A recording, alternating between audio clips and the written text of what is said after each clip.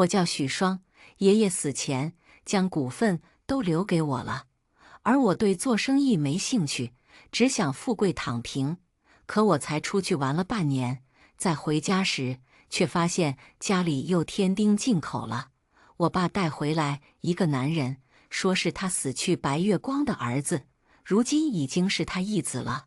我妈更厉害，带回来2个私生女，这就是我爸妈商业联姻下的畸形夫妻。自打结婚生了我后，便开始各玩各的，而且他们都玩得很离谱，都是攻守兼备的能人。他们怎么玩，我都懒得理，毕竟我是被爷爷带大的，跟他们没感情。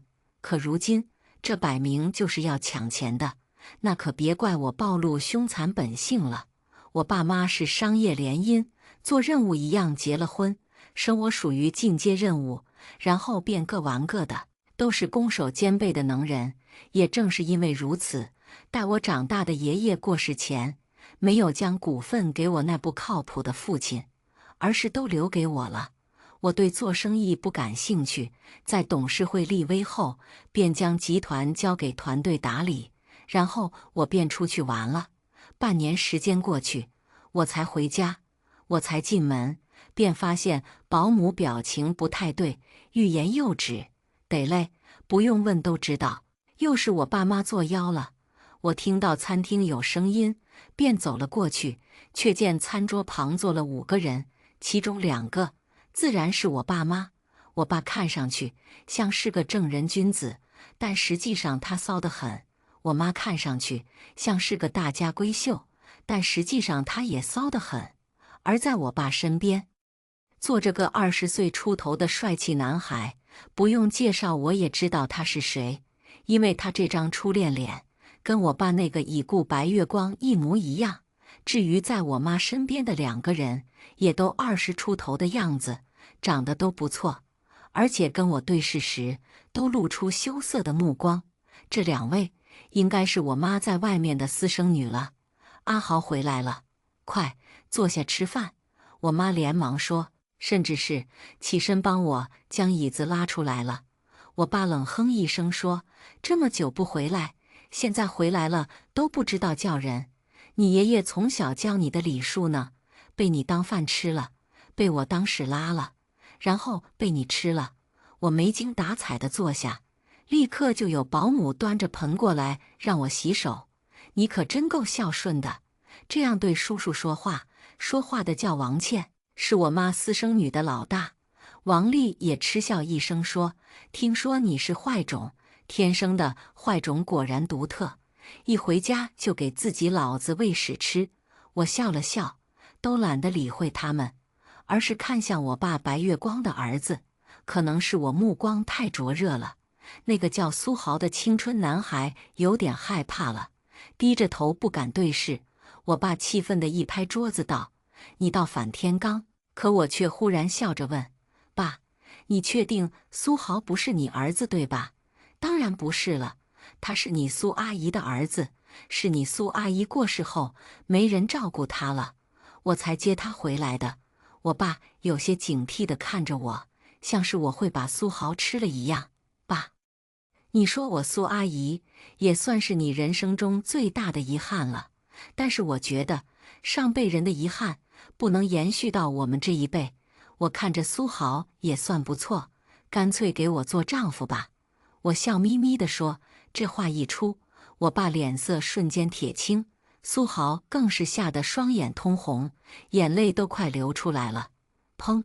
这时候，王倩忽然用碗砸在桌子上，她很愤怒地起身，指着我怒吼，许双，你他妈想死是不是？你也不打听打听，我追了阿豪多久了？好家伙，这个家本来就够乱了，如今更乱了。我妈的私生女看上了我爸白月光的儿子，而且这个叫王倩的是怎么敢对我指手画脚的？我没理他，而是看向我妈问，你不管管你好女儿阿豪？其实吧，我妈讪笑一声，然后陪着笑脸说，真的是倩倩先追求阿豪的，你就不要捣乱了好吗？就当给妈妈一个面子了，行吗？妈，你不用跟他低三下气的。以前我们两个不在你身边，才让他有作威作福的机会。现在我们回来了，他就得给我趴着。”王丽起身道。王倩顺势说：“许双你就不用想了，而且你也通知下集团，给我们姊妹俩安排个职位，我当个总经理就行，我妹当副总。”听到这话，我挑了一下眉毛，笑眯眯的点头说：“行，我去安排。如果只是胡闹，我懒得管。但他们想进集团，这摆明了就是要抢钱啊！当初爷爷死之前，拉着手对我说，可千万要把集团攥在自己手里，否则我那没良心的爸妈肯定不管我死活的。套用句小说中常用的烂俗台词，这是在触碰我逆鳞啊！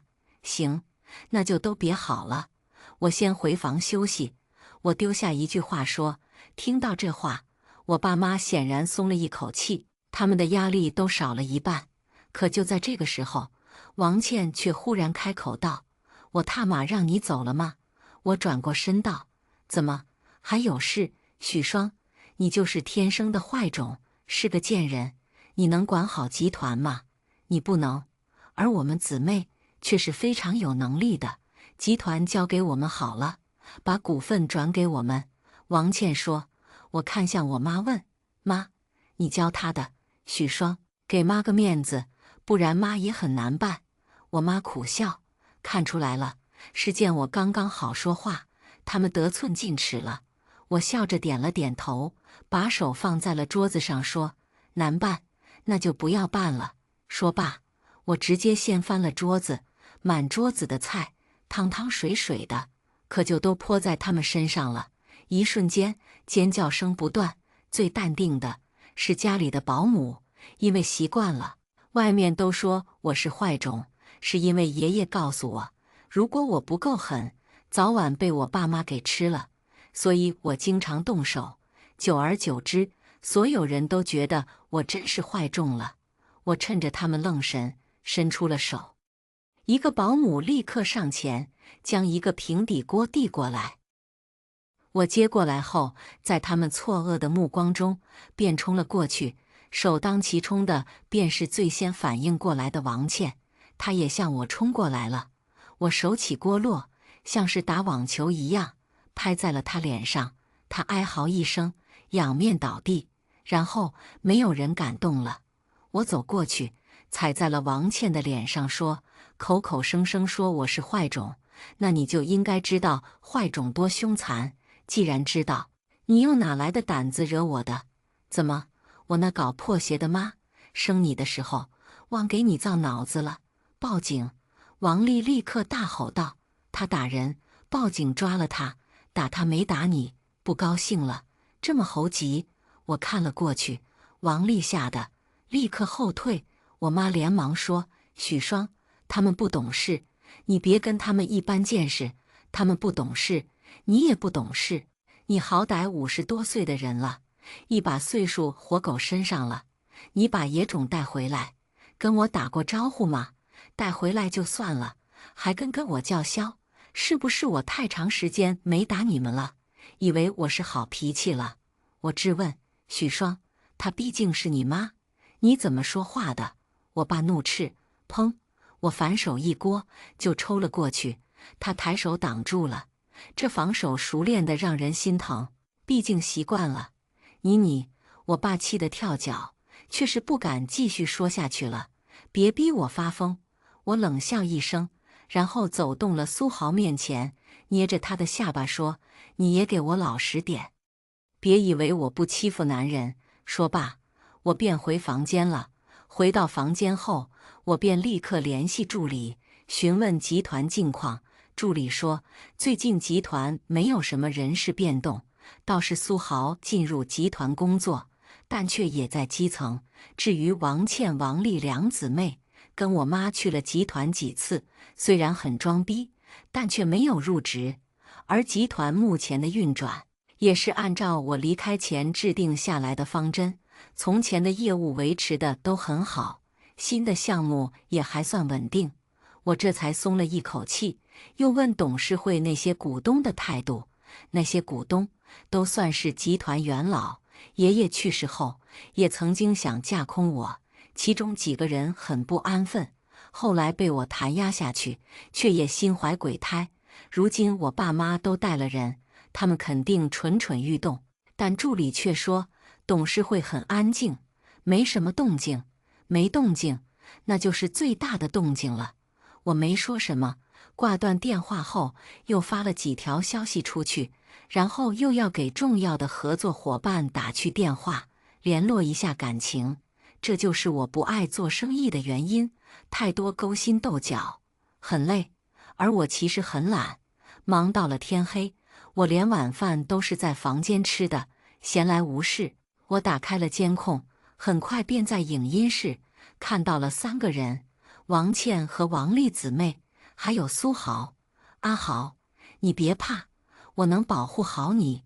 王倩脸都是肿的，却依旧把牛吹得很响亮。你们想干什么，是你们自己的事情，我跟你们不一样，你们是来抢家产的，而我是来报仇的，家产我一分不要，我只想许双去死。苏豪冷冰冰地说完后，便起身离开了。让我死，报仇，我跟他有仇，而且他的样子可跟在饭桌上很不同，有意思，我倒是要看看他能怎么样。10几分钟后，苏豪回到房间，他将卧室门锁好，便看到在门后的我了。你，他险些叫出声，便被我捂住了嘴。我眯眼看着他问，想让我死，报仇，展开说说，我跟你有什么仇？听到我这话，苏豪惊得说不出话来，但他很聪明，显然是猜出这个家到处都是监控了，想好好谈。你就眨眨眼。我笑着说。苏豪眨眨眼，哟喂，这剑眉星目的大眼睛眨起来真好看。我放开他，自顾自走到床边坐下，拍了拍床说，来，上床细说。他嘴角抽了抽，却没生气，而是很冷静地说，从你的反应看，你刚刚的话不像是说谎，所以你真不知道我为什么要杀你？不知道。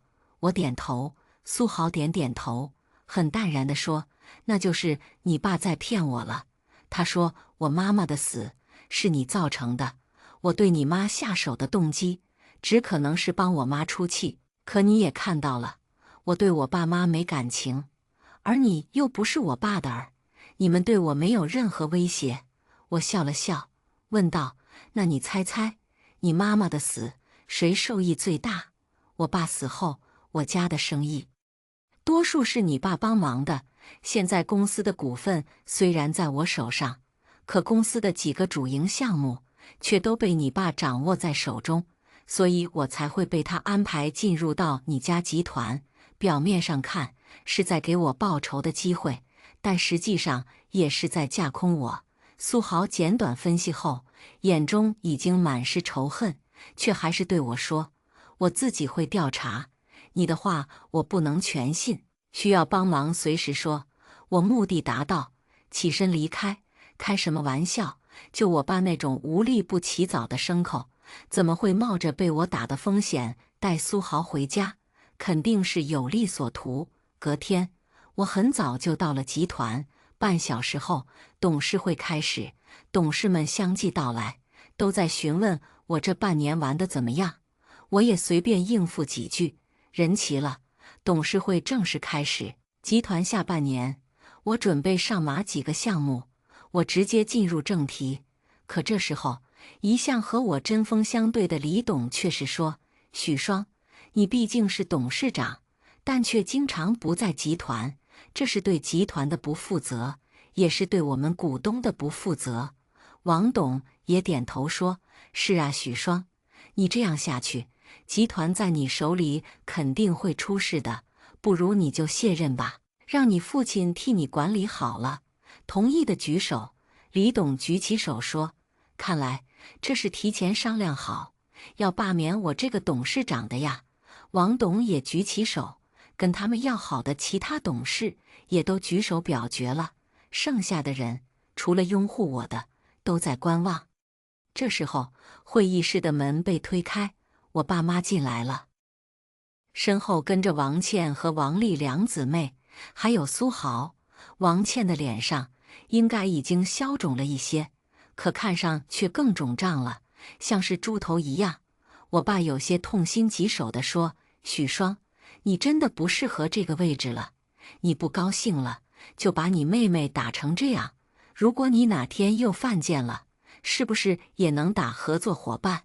我妈也点头说：“各位董事，作为许双的母亲，我负责任地说，她是坏种，阴险残暴，没有人性，她不适合坐在这个位置。”王倩痛哭着说：“昨天我只是吃饭时夹了她面前的菜，她就打了我。这样的人怎么能管理好集团？”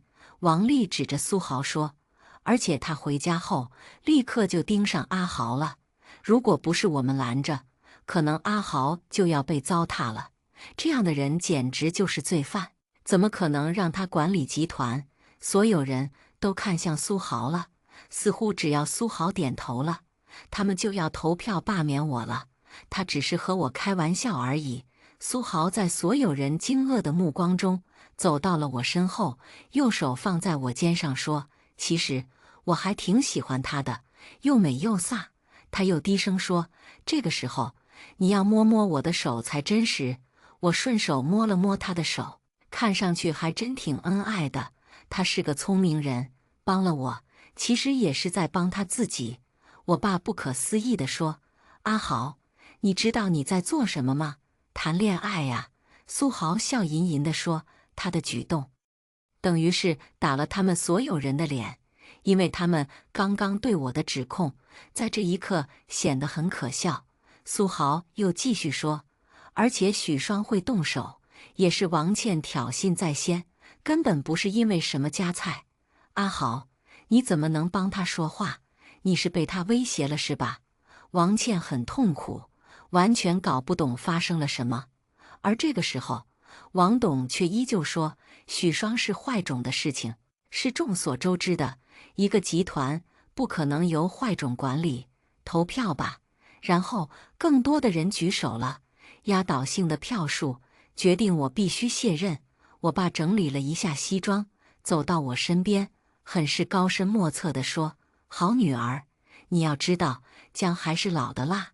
你不在这半年，变天了。”他拍了拍我肩膀说：“起来吧，这个位置是我的了。”我抓住他的手，顺势起身，在所有人震惊的目光中，就是一个过肩摔，轰！我爸重重摔在了会议桌上，惨叫连连。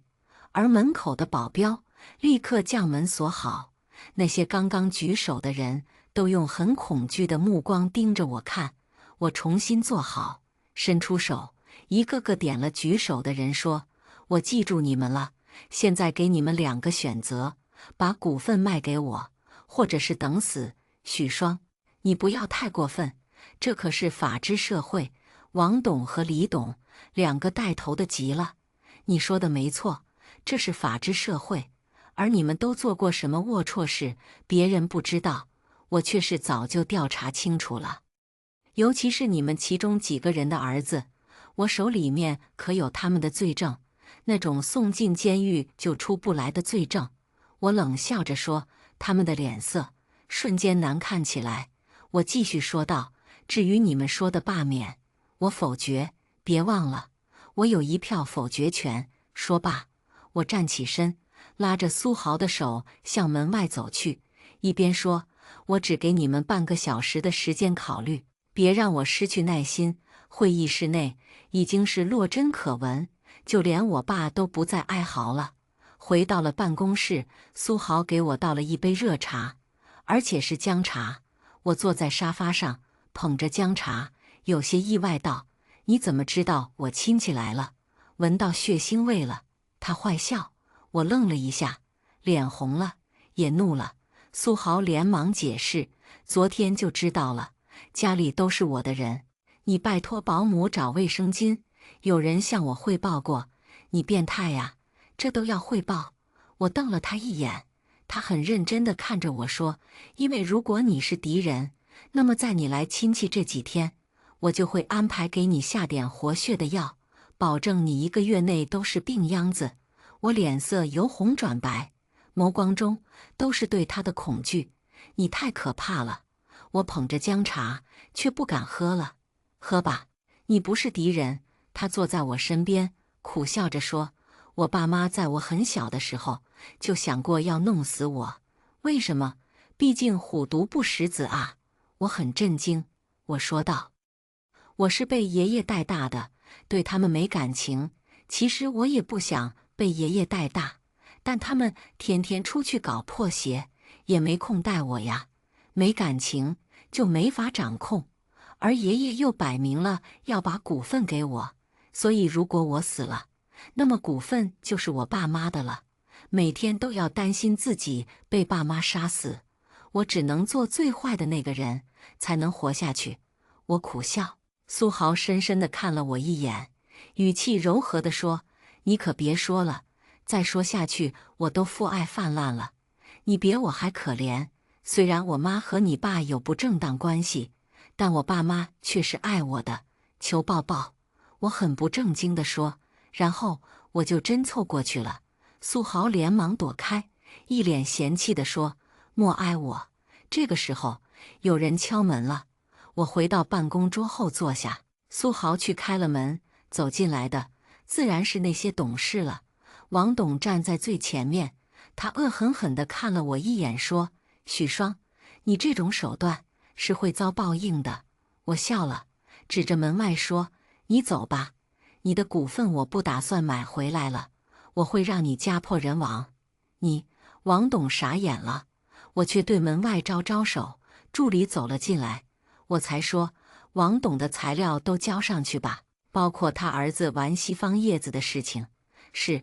助理转身就走，王董已经面色苍白了，满头都是冷汗道：“许双，你不要这样，事情不能做得太绝了呀。我知道错了，你给我个机会吧。”“你是知道错了吗？”我冷笑着说：“你不是知道错了，你是知道自己要死了。而且我也摆明了告诉你，我是想找个人杀鸡儆猴的，而你就跳出来了。我不能辜负你的好意呀！”立刻就有2个保镖过来，将王董控制起来了。“把人看好，他可是个罪犯，别让他跑了。”我摆摆手，有了王董作为杀鸡儆猴的鸡，其他人老实多了，他们多余的话是一句都不敢说。签了合同后，便立刻离开了。我还给他们指了一条明路，让他们离开这座城市。2个多小时后，一切都处理妥当了。我靠在椅子上，看着又走进来的几个人，是我爸妈，还有王倩和王丽2姊妹。所有人都以为这2口子是仇人，但实际上，我却知道他们虽然各玩各的，可却是利益共同体。我妈在与我那几个舅舅和阿姨争夺家产时，我爸可是急先锋，而我爸想从我手里抢股份，我妈也在暗中协助。王倩死死盯着我身后的苏豪说：“阿豪，你为什么要站在他那面？我不懂，我明明那么喜欢你。”苏豪没说话，而是为我轻轻揉着肩，看上去我们就像是很亲密的恋人。我看了王倩一眼，转而看向我妈说：“你生的这个野种可真是个废物，都这种时候了，还在争风吃醋。你生他的时候，真没给他造脑子。”我妈脸色铁青，狠狠瞪了王倩一眼，说：“给我闭嘴！”王倩一缩脖子，不敢说话了，显然是比较怕我妈的。我点了一支烟，淡淡的吸了一口，说：“我的手段你们也看到了，也随时可以用在你们身上，所以别来惹我了。这将是我对你们最温柔的一次了。”王倩显然还有不服，但却被王丽拦住了。而我爸干脆就不说话了，他最后指着苏豪骂道：“你忘恩负义！”我妈的语气却软了下去，说：“许双，我们不争了，等我们把手头的产业卖了，就离开这里。”“很好。”我点点头，这看似是最好的选择了。而在之后的几天，我爸却出手了，他不敢对我出手，却是对苏豪名下的公司出手了。几个核心业务都是被他掌控上下游的，看得出来他是下死手了。不过我也没闲着，他手头的资源可没有我多。看似不咸不淡的操作，很快便将我爸踢出局了。他每天在家也都是阴沉着脸，见到我不敢说什么，但见了苏豪难免会骂上几句。后来我干脆就把苏豪带在身边，就连晚上也会把他带去我房间。我也不是老实人，没几天就给苏豪拿下了，动静不小，全家人都知道了。还有王董那面，他们都被带走调查了，外界都传他们一家子人都会被判得不轻。后来我通过监控，还发现王倩和王丽想学我，查我有没有犯法的事情。而我所做能够被警方介入的，也就是打过我爸妈和王倩而已。这种事情最多算是民事纠纷，甚至是家庭纠纷，对我根本造不成影响。而且在他们想查的时候，我妈也及时叫停了，不敢让他们再折腾。这天晚上，我刚回到家，便看到他们准备了一大桌子菜。我妈说他们就要离开了，今晚是要告别的。我爸也终于服软了，说他也会离开。我坐在餐桌旁，却没有动饭菜，摆明了就是信不过他们，怕他们把我毒死。苏豪更是拿出了他准备好的饭菜，我不吃我爸妈准备的，只吃苏豪准备的。可是我吃着吃着，就发现我爸妈还有王倩、王丽都似笑非笑地看着我。我立刻意识到了不对，看向了身边的苏豪，目光中充满了质询。苏豪向后靠了靠，冷笑着说：“许双，你害死了我妈妈，真以为我不知道吗？你以为我会喜欢上你这个坏种？我故意接近你，就是为了今天能报仇。”我话都没说完，便昏迷过去。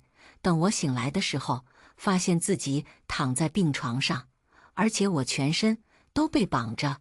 我爸妈就坐在病床的两侧，不远处的窗边是王倩和王丽。我爸依旧高深莫测地说：“好闺女，我跟你说过，姜还是老的辣。你没想到苏豪是我的棋子吧？到底怎么回事？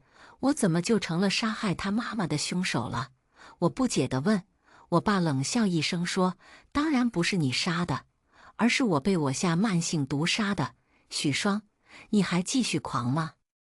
王倩走过来，很乖巧地站在我爸爸身边。你们一伙的，你脑子坏了吗？不管怎么说，我终究是你闺女，是会给你养老的。这王倩又不是你闺女，是我妈的私生女，她能给你养老？我质问。你根本不懂，亲情不牢固的。但是苏豪的妈妈却是我们几个人共同害死的，我们有彼此的把柄，我们的同盟才是最牢固的。我爸冷笑一声说：“但你说对，你毕竟是我女儿，我不会让你死，会把你养在这个精神病院的。你们一起杀了人。”我皱眉，没错，毒药是王倩和王丽买的，渠道是你妈妈找的，下毒的人是我，所以呀，我们才是最牢固的联盟，这叫投名状。我爸说：“许双，你也别怪妈妈心狠，毕竟你不是我们带大的，你对我们没感情的。”我妈还假惺惺地哭了。我是最后的赢家，你不行。我爸有些得意忘形地说：“你被苏豪下药，我们也录下证据了，所以他的产业早晚也会是我们的。还有王倩和王丽父亲的产业，也早被你妈妈拿下了。最后就是你爷爷留给你的股份，也会是我们的。不可能，集团的董事会站在我这面。”我大喊：“你想多了！其实王董有句话说得不错，你把事情做绝了是不行的。虽然你杀鸡儆猴，让其他人都怕了，可你太狠了，其他人早就人人自危了。所以只要有机会，他们就会把你踢出局。而你成了精神病，外界又都知道你坏种。哦，对了，你坏种就是我和你妈传出去的，所以我会顺理成章代管你的股份，也会坐在董事长的位置上。我爸说完后，便带着人离开了。没几天，我爸和我妈便进行了资源的整合，他们将苏豪的公司以及王家的公司都整合到了一起，然后又在集团召开了董事会。我爸坐在他梦寐以求的主位上，看着下面那些董事，眼中是藏不住的得意。他抚摸着椅子扶手，这椅子是我爷爷留下的，扶手已经包浆了，红木的色泽格外好看。呵呵，我终于坐在这个位置上了。我爸笑了出来。坐在下手的我妈说，一切都要看谋划，而我们那个坏种女儿就只知道用暴力。王倩坐在另一侧说，还是尽快把许双留下来的班底给开了吧。王丽也点点头说，核心业务与核心客户都在他们手上，要好好处理。我爸却是对那些董事说，如今尘埃落定，各位有什么想说的吗？这个时候，会议室的门被推开了，走进来的人让我爸他们都愣在原地，因为走进来的人是王董，他坐在了属于自己的位置上，笑着说，老许，那个位置是董事长的，你怎么坐在那了？你不是进去了？我爸惊愕道。我妈也皱着眉说，老王，你怎么出来的？我们一家都没做过违法乱纪的事情，怎么会进去？王董点了一支烟，似笑非笑地说，不过你有句话说得不错，一切都要看谋划，但你们谋划的太过于小儿科了，还得是老爷子教出来的小许呀。你什么意思？我爸慌了。这个时候，我也已经走了进来，跟在我身后的除了我的助理外，还有苏豪。我爸妈他们都傻眼了。你怎么出来的？我爸惊了。那家精神病院是你为我准备的，我早就知道了。所以在我离开那半年，我的助理已经把精神病院的管理层都给摸透了。威逼利诱早就是我的人了。我是懒，也爱玩，但我不是真坏种啊。爷爷算得上是枭雄人物，他老人家教导我多年，你们却把我当傻子，谁才是傻子？在我离开的半年，也是我对你们布局最关键的半年。我冷笑，两个保镖冲过去，将我提了起来，随手丢在一边。我重新落在，而苏豪依旧站在我身后，为我揉捏着肩膀。其实我早就能收拾你们，回来的那天就可以了。但是我知道了阿豪的事情，所以帮他查一查真相，才拖到了今天。多亏了那天在精神病院你们的坦白局，这些天我已经把罪证找到了。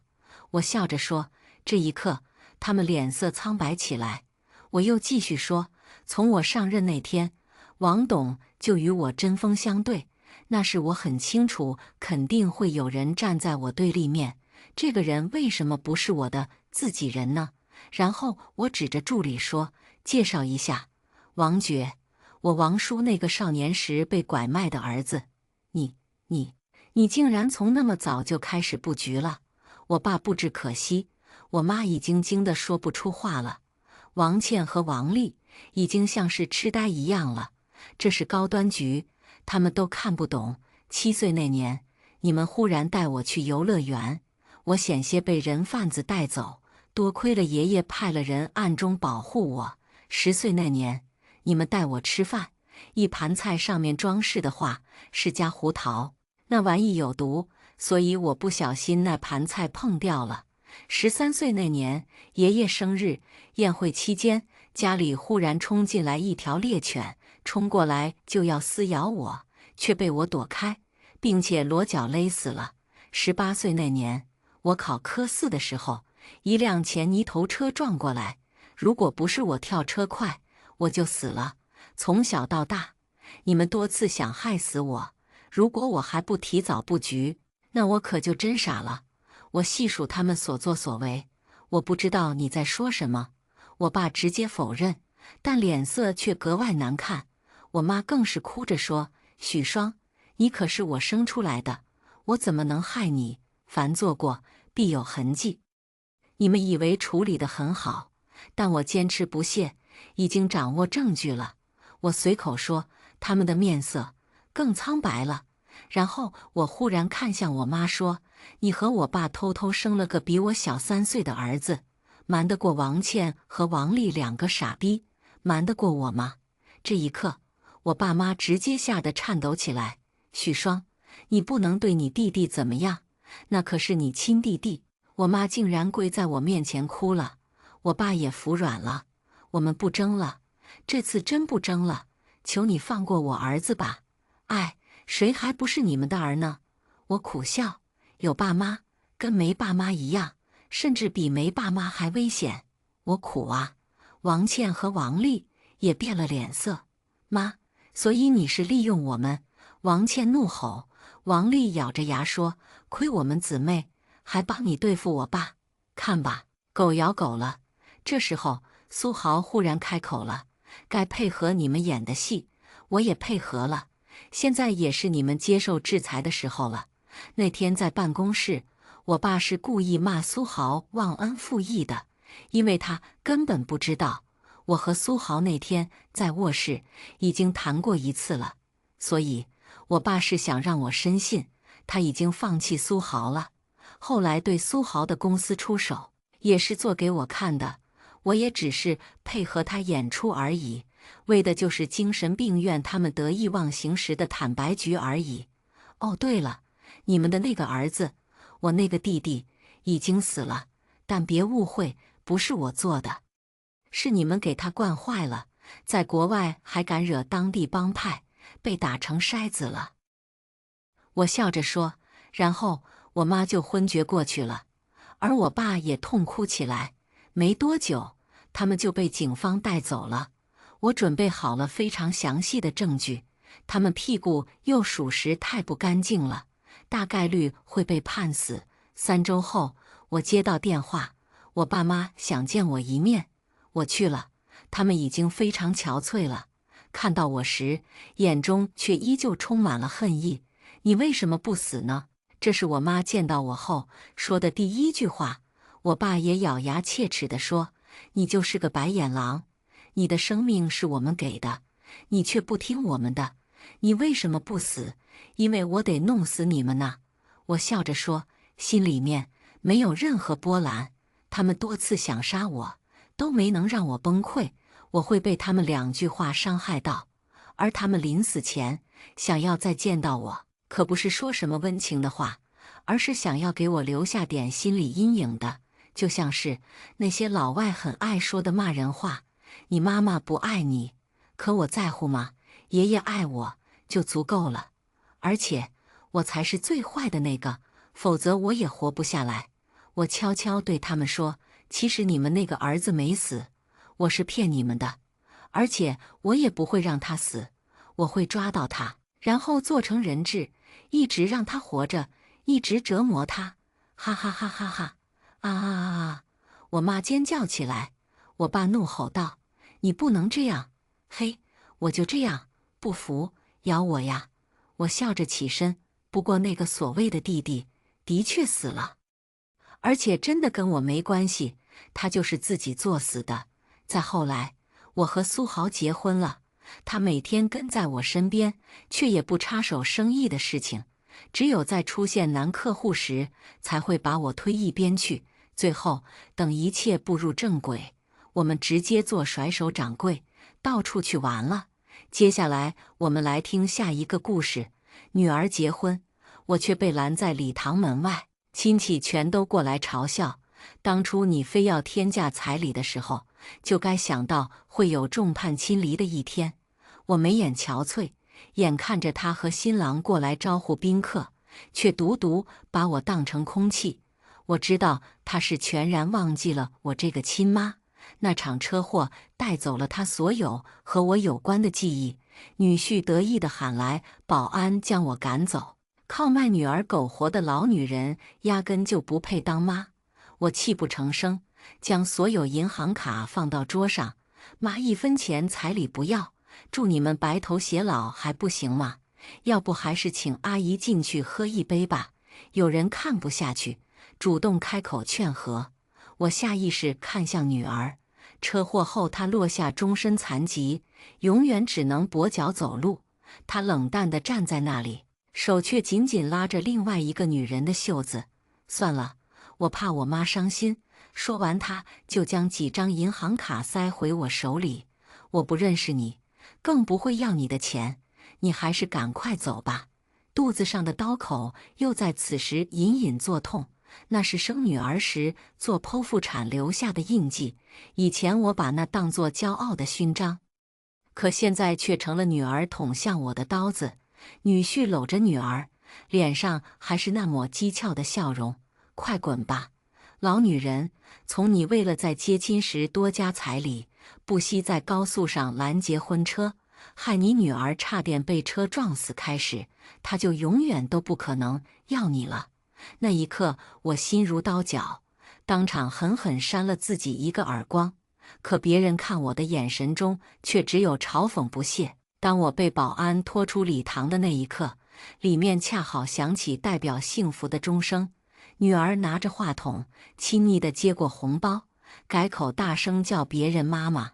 我再也控制不住痛哭出声。儿子正好在此时出现，他不由分说把我拽到一边。妈，我不是跟你说过不要再来找小诗吗？他好不容易才从车祸里活下来，你让他平平安安过完这一生不好吗？妈真的知道错了。我哭得不能自已，儿子却满眼不耐烦。幸好我没在妹妹之前结婚，谁知道你这种拜金的妈会不会连彩礼都不愿意出，到时候再把我也害成瘸子。我拼命摇头，想解释自己真的不是一个只认钱的妈妈，但她却一把抽走我手上的所有银行卡。行了，你的钱以后都给我保管。我爸再婚后过得很好，你没事不要出现在我们一家人面前，只会给人添堵。儿子，我连忙拉住想走的儿子，痛苦地跪下来哀求他：你能不能帮帮妈妈，让小诗原谅我吧？我真的不能没有小诗。儿子忍无可忍，用力拽着我的头发，把我按到反光玻璃上，逼我去看那里面蓬头垢面的疯女人。有你这样的妈，是我和小诗一辈子的污点。他的话让我瞬间怔住，我不由自主地抚摸上自己脏兮兮的脸庞，一想到我刚才有多给小诗丢脸，心又开始剧烈抽痛起来。儿子看我似乎终于冷静下来，这才嫌恶地松开手，恶狠狠丢下一句：要是我和小诗从来就不是你的孩子，那该有多好。如果不是我的孩子就好了吗？我又忍不住掉下眼泪，可镜子里的女人却越哭越丑。我不期然想到从前意气风发的自己，那时小诗总是骄傲地告诉班上同学，这就是我妈妈，全年级最漂亮的妈妈。她一直都很依赖我，遇到问题就先找我寻求建议。这是她第一次谈男朋友，把她带回家中给我认识时，我能一眼看出她的紧张。她小声问我：妈，你觉得林凯怎么样？我认真帮他把关，尽管林凯并不让我满意，可看到小诗眼里藏不住的喜欢，我还是点头同意了这门婚事。接下来的订婚流程进展得非常顺利，刘凯家里答应出10万彩礼。我担心小诗嫁过去会受委屈，决定拿20万给她当陪嫁。可在接亲时，我意外听到亲戚家女儿结婚时收了男方20万彩礼。我自觉小诗不比任何女孩子差，心里莫名有了不甘心的情绪，拼命拍打司机，让他截停婚车。我告诉林凯，必须多加10万彩礼，否则我就当场悔婚，不会再将女儿嫁给他当妻子。林凯当场拒绝，根本不顾及车上还有其他亲戚在看我笑话。我一气之下将女儿从车里拽出来，却不想这时一辆货车绕过弯道急速驶来。女儿为了救我，拼尽全力把我推开，可他自己却被卡车狠狠撞飞出去，4溅的鲜血几乎要将整个世界都染成红色。抢救室门口，全家人恨不得将我生吞活剥，老公更是拽着我的领子朝我咆哮：“现在你满意了吧？”我木然地被他不停摇晃，耳边却在不停回响着女儿闭眼前对我说的最后一句话：“妈，我永远恨你。”整场手术进行了几个小时还没结束，我跪在地上，不停朝里面磕头。要是能让我女儿活过来，我愿意拿我的命来换。后来手术真的成功了，可女儿大脑损伤，意外失忆。命运跟我开了一个天大的玩笑，她清楚地记得所有人，包括才认识1年的林凯，却唯独忘记我这个亲妈。得知这个消息后，我真的好像失去了半条命。你是我妈？她看着我时，满眼陌生。从前那个会和我牵手，向别人介绍我是她妈妈的小姑娘，彻底消失不见。但我心里还是抱有一丝侥幸。我想，只要我多带她回忆过去，她一定会重新记起我。可老公和儿子都不肯给我这个机会，他们恨我临时变卦，害小时遭遇车祸，还落得终身残疾。在他还没出院时，老公就和我提出离婚，儿子也要跟我断绝关系，还勒令我绝对不许私自去医院探望小诗。可没有哪个母亲是不想自己女儿的。我特意在深夜偷偷过去看她，原以为病房里只有小诗一人在休养身体，却没想到会看到前夫拉着另一个女人的手，笑呵呵地告诉小诗：“其实这才是你的亲生母亲。”儿子注意到我，一脸愤慨地把我拽走：“谁让你来的？你都把小诗害得这么惨了，为什么还不肯放手？难道非要她死了你才高兴？”我语无伦次地想要解释，可眼泪却把话堵在喉咙，千言万语在见到小诗的那一刻，都只能变成一片寂静。他拄着拐杖，一步步艰难地走向我，从心底油然而生的希冀再次让我红了眼眶。可小诗却面无表情地说了一句：“不好意思，借过。”擦肩而过的那一瞬间，我还听到他长叹口气，幸好我亲妈不是这个疯女人，整天到我门口哭丧，烦死了。那时我连该怎么反应都忘了，只记得遍体生寒的绝望要将我彻底吞没。身后前夫牵着新妻子的手，几步冲过去，一左一右扶住女儿。小诗甜甜地说了一声谢谢爸妈，那女人也热切地点头答应。我的小诗最乖最听话，等你养好伤，妈妈一定给你重新举办一场更盛大的婚礼。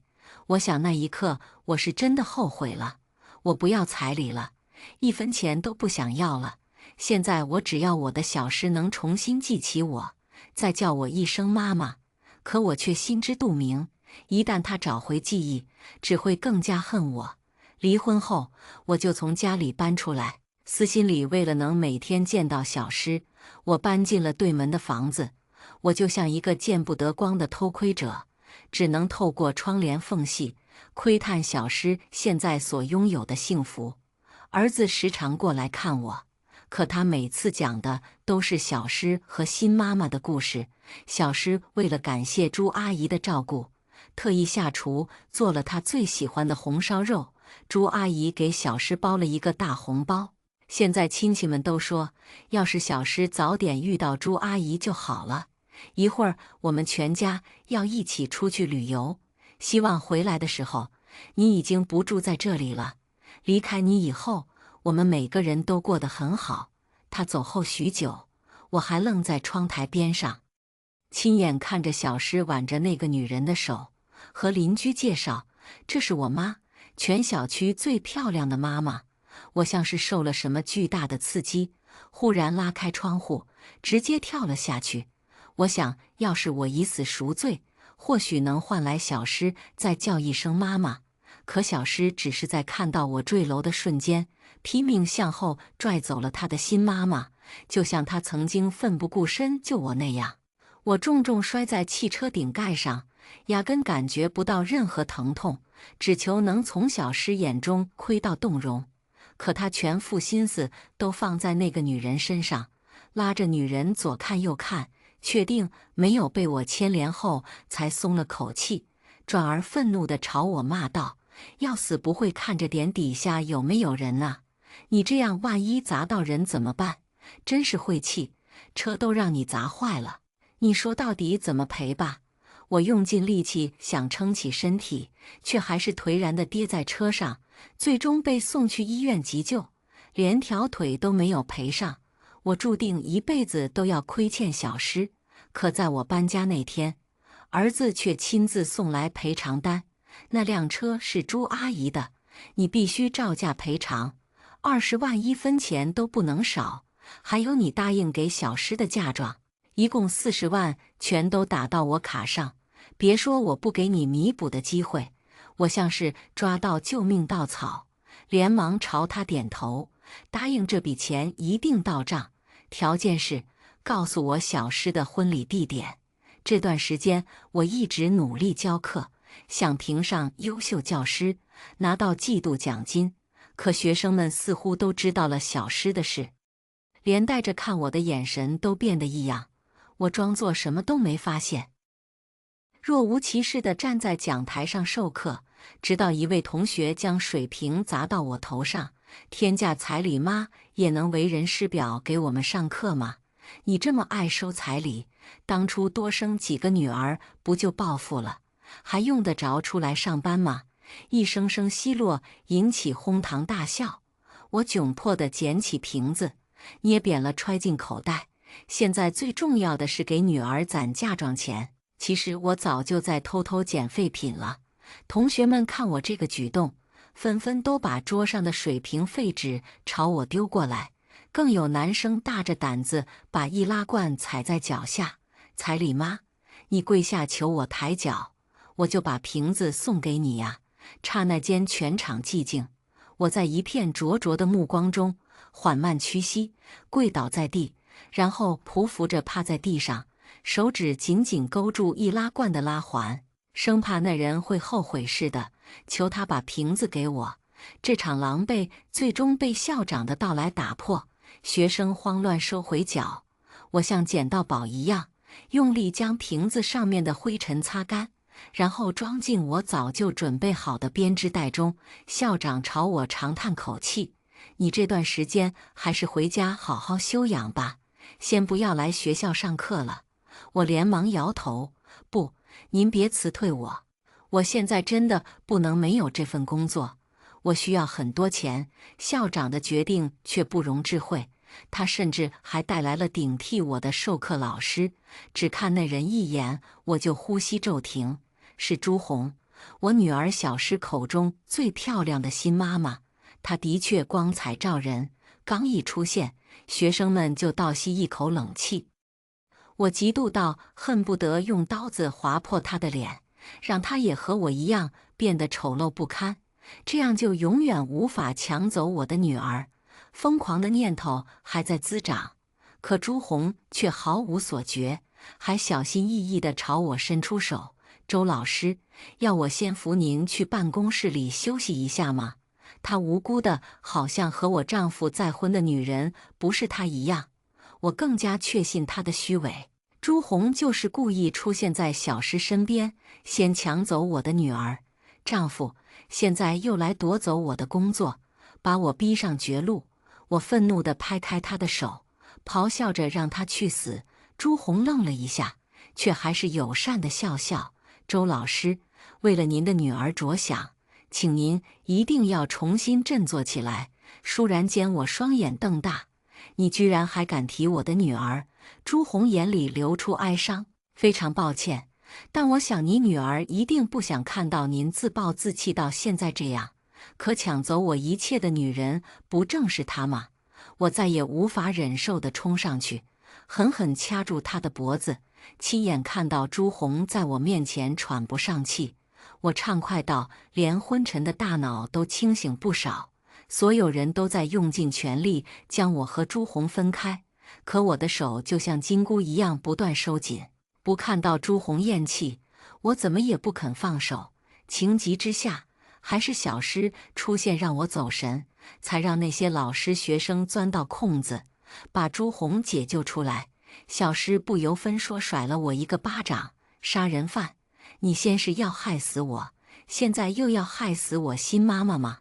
我这才明白，原来小师早就知道我才是他亲妈。我颤颤巍巍地朝他走近，却被他厌恶地避开：“你别靠近我！”我没有想起你是谁，我只是看到了家里没来得及收起来的照片，但现在比起你，我还是更喜欢朱红阿姨。我的手僵在半空，眼睁睁看着她绕过我，小心把朱红扶起来。朱红担忧地看我一眼，张口说了些什么，我没有听清，可很快她就面目狰狞，癫狂般嘲笑我的不自量力：“你女儿不要你了，现在她的妈妈只有我，你什么都不是，你就活该变成被万人唾弃的彩礼妈！你该死！你怎么还不去死？”我害怕的不停摇头，视线微微左移，就看到女儿的嘴也在一张一合地说着：“去死吧！我一辈子都不想再见到你！”我逃命般冲出教室，一路跑到学校天台，身后紧跟上来的同事和学生都在冲我叫嚣：“快去死啊！怎么停在那里不动了？演戏给谁看呢？彩礼妈，去死！我们不需要你这样的老师！”寒风一阵阵从脸侧刮过，我最后回头看了一眼女儿，她还是满脸冷漠：“跳下去吧，就当是赔我一条命。”我闭上眼，身体自然前倾，想要一死了之，可一只非常有力的大手却在此时扳住我的肩膀。我想挣开那人的禁锢，却被他带翻躺倒在地上。我怒不可遏地要抓住对方的领子，质问他到底为什么要阻拦我为女儿赎罪。可我却猝不及防看到前夫泪眼婆娑的样子，他抹了一把眼泪，坐起身拼命抓住我的肩膀摇晃：“周瑾，你醒醒啊！你知道自己在干些什么吗？”我情绪失控，一巴掌重重扇在他的脸上：“都怪你不让我和女儿相认，她只是失忆了。你为什么不让她知道我才是她的亲生母亲？你为什么要那么快就娶别人？老婆，你在说什么？”前夫惊呆地看着我，我却用力把人推开，转而走到女儿面前：“小诗，你放心，妈妈现在就去死，只要你肯原谅妈妈，妈妈为你做什么都可以。”周老师，学生们飞扑过来将我按住，我扭过头踢了他们几脚，可他们非但没有放手，反倒抓得更紧。“周老师，你醒醒啊！”周遭的声音乱哄哄的，我已经快要什么都听不到了，可几句清晰的嘲讽还是落进耳底：“彩礼妈，不想死就别耽误大家时间，要死就快点死，我们还要回去上朱红老师的课呢，活着也是被万人嫌，还不如死了干净。你女儿也好开开心心继续叫朱红妈妈。”最终我是被人打晕了，关进一个伸手不见五指的地方。等我再次醒来时，只能闻到鼻尖的消毒水味。我挣扎着从床上爬起来，到处抹撒寻找可以自杀的东西。我女儿还在等着我死，我不能拖延时间惹她生气。手指好不容易触碰到墙壁上的一个东西，我心里一喜，慌忙按动，却猝不及防被头顶的灯光吓住。我盯着那光看了好一会儿，再一低头，蓦然看到女儿就坐在我的床上，她手上拿着一把剪刀。“想死啊？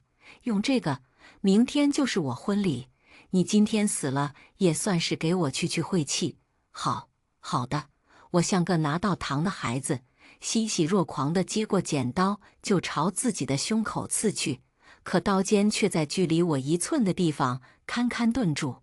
我忽然没那么坚定去死了，因为我想起了另一件很重要的事。不，妈妈还不能死，妈妈还要攒够40万给你，你等着，我一定能够赚到。我的说话声终于吸引外面人的注意。儿子踹门进来，指着我鼻子大骂：以后再也别让我们看见你了，你给我有多远滚多远！我泪眼蒙蒙，连带着看周围所有的景物和人都是模糊的。我生怕女儿会连最后赎罪的机会都不给我，连忙握住女儿的手求她：你再给妈妈最后一次机会好不好？妈妈一定会留给你一笔钱，让你以后能够好好生活。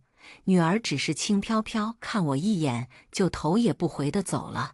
从这之后，一整天我耳边都不停有人在和我说话，可我却一个字都听不清楚。我想，女儿还是恨我的，她生怕我会出现在婚礼现场，打扰她的幸福，所以才特意派人在门口守着我。可我还是顺着外墙的水管偷跑出去了。我带上身上所有的银行卡，顺着记忆找到那座礼堂，然后闯进去，把所有银行卡心甘情愿奉上。可林凯却说，靠卖女儿挣钱的老女人压根不配当妈。我觉得他骂得很对，可鼻子还是难免酸涩。女儿全程就像没看到我一样，没有分给我一个眼神。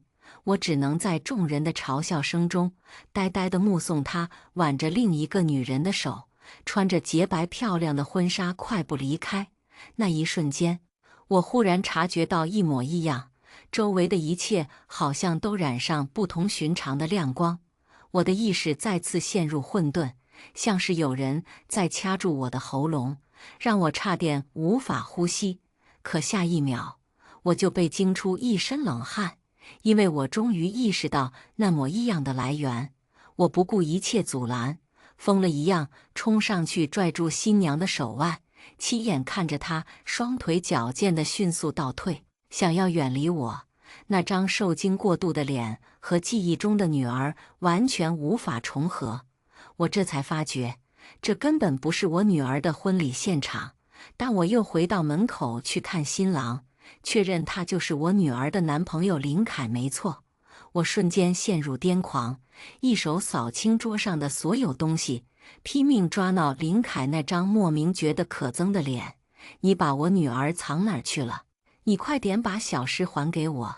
七，你女儿？林凯吊儿郎当地笑了一下，抬眼不忘和身边的伴郎调侃：他女儿不是因为彩礼被自己的亲妈害死了吗？怎么还来找我要人？彩礼妈就是想赖上你呗。伴郎同情地拍拍他的肩膀。正在这时，一道劲风从我耳侧刮过，随后林凯痛呼一声，竟然直接甩飞出去，后背撞在墙壁上，疼得龇牙咧嘴。现场顿时响起一阵尖叫，有人帮我冲开桎梏，将我搂进怀里关心：妈，你没事吧？他们有没有对你动手？我有些惊喜地和儿子对视，他只看了我一眼，就潸然泪下，当众将我抱进怀里。妈，对不起，都是我没有照顾好您。我受宠若惊，赶紧拍拍儿子的后背，转而又想到女儿，慌忙问他，为什么今天林凯婚礼娶的人却不是小诗？他是不是嫌弃小诗跛脚了？那我多出点陪嫁可不可以？只要小诗高兴，我出多少钱都愿意。儿子捧住我的脸，早已泪流满面。妈，你醒醒吧，这不是你的错，都是林凯家贪得无厌，是他们害了小诗。我的心里骤然塌陷了一大块，空落落的，好似终于意识到自己忘记了一件非常重要的事情。我怔怔地看着儿子，林凯怎么害小诗了？儿子气得急喘了口气，不由分说推开众人，把林凯拎到我面前，逼他亲自和我把话说明白。我看见他脸颊都高高肿起一块，想到小诗对他的喜欢程度，下意识就要给他道歉。可下一秒，林凯却抢先开口了：你们一家人他妈有完没完？那场车祸又不是老子安排的，怎么能算得上是我害死小诗？分明就是他自己倒霉好不好？儿子对着他另一边脸颊又给了一拳，林凯被打出脾气，恶狠狠地一擦嘴角：“妈的，真给脸不要脸是吧？你们家要10万块钱彩礼，难道不就是在卖女儿吗？我有说错吗？接亲的时候我就说了一句，彩礼只准备了1万行不行？你们家的人就和我翻脸，非要逼我停车，要不是你们执意把小诗带走，他能被货车撞死吗？就是你们家贪得无厌，才害死小诗，跟我1毛钱关系都没有。”儿子气急败坏，又要动手。这次他被赶到的警察及时拦住，而我整个人都石化在原地，脑海中一片空白，只余下那句害死小诗在不停萦绕。害死小诗，小诗死了？怎么可能？你撒谎！我冲到林凯面前质问他：“你凭什么咒小诗死啊？我女儿还好好活着，她昨天还和我说话呢。”妈！儿子悲痛欲绝地唤了我一句，可我充耳不闻，眼里只能看见一个林凯。我必须要从他口中得到一个确切答案。小诗没有死，只是他嫌弃小诗跛脚，在咒骂小诗而已。可林凯却狠狠朝地上吐了一口唾沫，沾上你们一家是真他妈晦气！那死人都死好几个月了，你他妈怎么和他说的话？记忆力好像有个链条突然断了。我茫然无措地看向四周，忽然发现我果真找不到小诗了。可他这段时间分明如影随形，一直出现在我能看到的地方。小诗！我在礼堂里到处寻找，越走越急，一不小心踩空一级台阶，额角重重撞上桌腿，疼得我瞬间眼冒金星。可断掉的链条又好似在慢慢接上，我看到了那场注定会成为我毕生噩梦的车祸。小诗哭得可怜，可神色却格外坚定。林凯，如果你临时出尔反尔的话，那我只能认为是你对我没有一点诚意。我们这场婚礼就到此为止吧。小诗，我有些担忧地为她擦干眼泪。没关系的，以后一定会有更好的男人来爱我的宝贝。走，妈妈这就带你回家。小诗破涕为笑，朝我点了点头。可紧跟着，刺耳的鸣笛声就要穿破我的耳膜。我看到小诗手忙脚乱地把我推开，紧跟着货车就出现在我刚才所站的位置。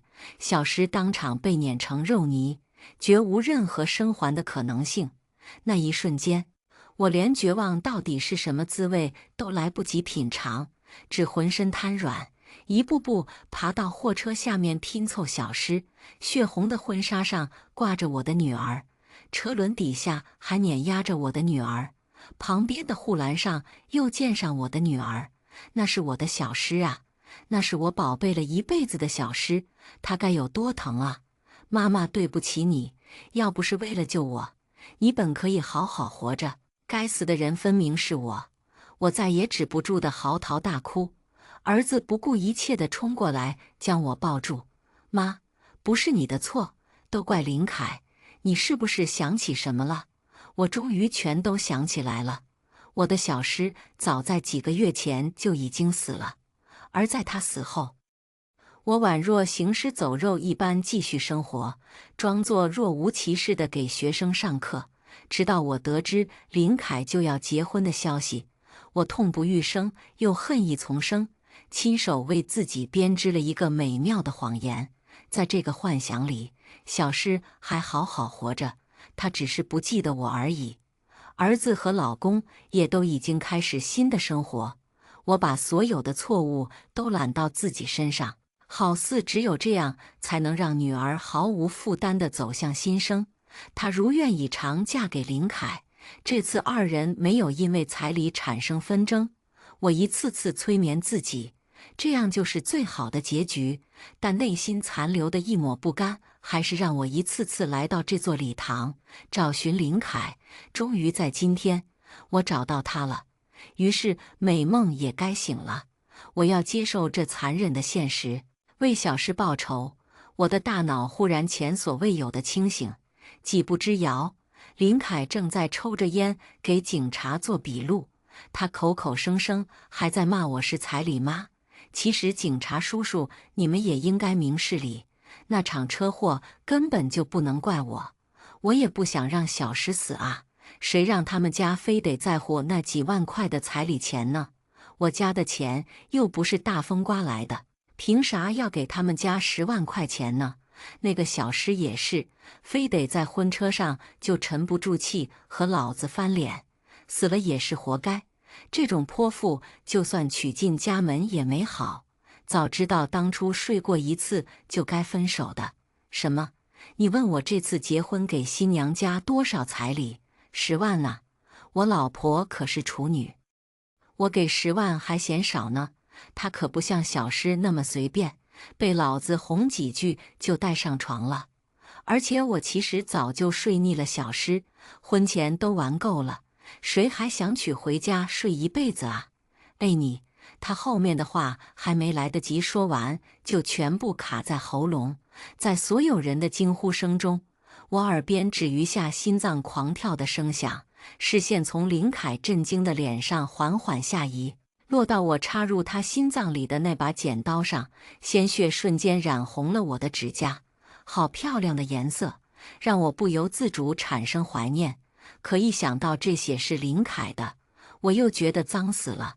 我松开手，嫌恶地抽出纸巾擦干血迹。林凯张了张嘴，最终眼睛一翻，直挺挺地向后倒下。